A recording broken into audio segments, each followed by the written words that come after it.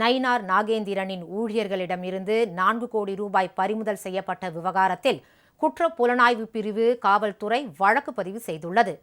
வாக்காளர்களுக்கு பணம் கொடுப்பதற்காக நெல்லை விரைவு தொடர்வண்டியில் கொண்டு செல்லப்பட்ட 4 கோடி ரூபாய் பணம் பறிமுதல் செய்யப்பட்டு 3 பேர் கைது செய்யப்பட்டனர்.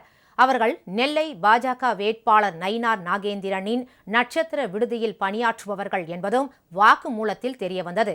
அதன் அடிப்படையில் தாம்பரம் காவல்துறையினர் விசாரணைக்கு முன்னிலையாகுமாறு நயினார் நாகேந்திரனுக்கு 2 முறை அழைப்பாணை அனுப்பினர்.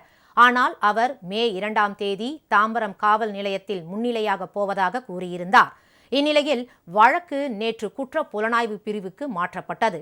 இதையடுத்து இந்த வழக்கின் விசாரணை ஆவணங்கள் அனைத்தும் நேற்று சென்னை எழும்பூரில் உள்ள குற்ற புலனாய்வு பிரிவு அலுவலகத்தில் ஒப்படைக்கப்பட்டது. இதனைத் தொடர்ந்து குற்ற புலனாய்வு பிரிவு காவல்துறையினர் சதீஷ், நவீன், பெருமாள் ஆகிய 3 பேர் மீதும் 4 பிரிவுகளின் கீழ் வழக்கு பதிவு செய்துள்ளனர். 3 பேரிடம் விசாரணை நடத்திய பிறகு கிடைக்கும் தகவல் அடிப்படையில் நயினார் நாகேந்திரனுக்கு அழைப்பாணை அனுப்பி விசாரணை நடத்தப்படும் என கூறப்படுகிறது.